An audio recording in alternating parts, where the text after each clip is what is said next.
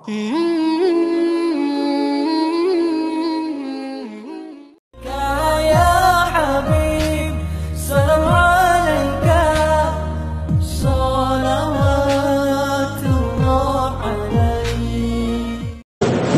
அலைஹிஸ்ஸலாத்து வஸ்ஸலாம் அவர்கள் காப்பாற்றப்பட்ட நாள், ஃபிரௌன் அழிக்கப்பட்ட நாள் என்பதை நாம் விளங்கி இருக்கிறோம்.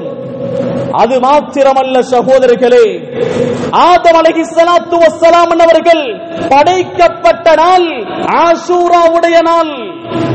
அந்த ஆதம் அலைஹிஸ்ஸலாத்து வஸ்ஸலாம் அன்னவர்களுடைய தௌபாவை அல்லாஹ் ஏற்றுக்கொண்ட நாள் இந்த ஆஷூராவுடைய நாள். அது மாத்திரமல்ல, நூஹ் அலைஹிஸ்ஸலாத்து வஸ்ஸலாம் அன்னவர்களை அல்லாஹ் கப்பலில் இருந்து ஈரேற்றமான முறையில் காப்பாற்றிய நாள் ஆஷூராவுடைய நாள். அது போன்று ஹஜ்ரத் இத்ரீஸ் அலைஹிஸ்ஸலாத்து வஸ்ஸலாம் அன்னவர்களை அல்லாஹ் வானலோகத்துக்கு உயர்த்தினான். குர்ஆன் பேசுகிறது, வரஃபஅனாஹு மகானன் இலியா, வானத்திற்கு நாம் இத்ரீஸ் அலைஹிஸ்ஸலாத்து வஸ்ஸலாம் அவர்களை உயர்த்தினோம். இத்ரீஸ் அலைஹிஸ்ஸலாத்து வஸ்ஸலாம் அவர்கள் வானலோகத்திற்கு உயர்த்தப்பட்ட நாள் இந்த ஆஷூராவுடைய நாள்.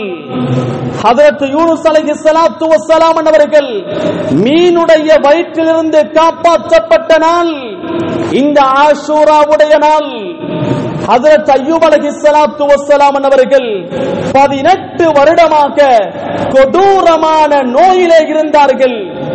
எத்தனையோ பெரும் பெரும் இமாம்கள், அறிஞர்கள் வந்து சென்று விட்டார்கள். அந்த 18 வருடத்தினுடைய நோய் என்னவென்று இதுவரை யாருமே கண்டுபிடிக்கவில்லை. அப்படியாப்பட்ட 18 வருடத்தினுடைய கொடூரமான நோய் குணமடைந்த நாள் ஆஷூராவுடைய நாள். அது மாத்திரமல்ல சகோதரர்களே, சுலைமான் அலைஹிஸ்ஸலாத்து வஸ்ஸலாம் அவர்களுக்கு முழு உலகத்தினுடைய ஆட்சியை கொடுத்த நாள் ஆஷூராவுடைய நாள். அதே போன்று மூசா அலைஹிஸ்ஸலாத்து வஸ்ஸலாம் அவர்களும் அவர்களுடைய கூட்டத்தினர்களும் 6 லட்சம் பேர்கள் அல்லாஹ்வால் சலாமத்தான முறையில் காப்பாற்றப்பட்ட நாள் இந்த ஆஷூராவுடைய நாள்.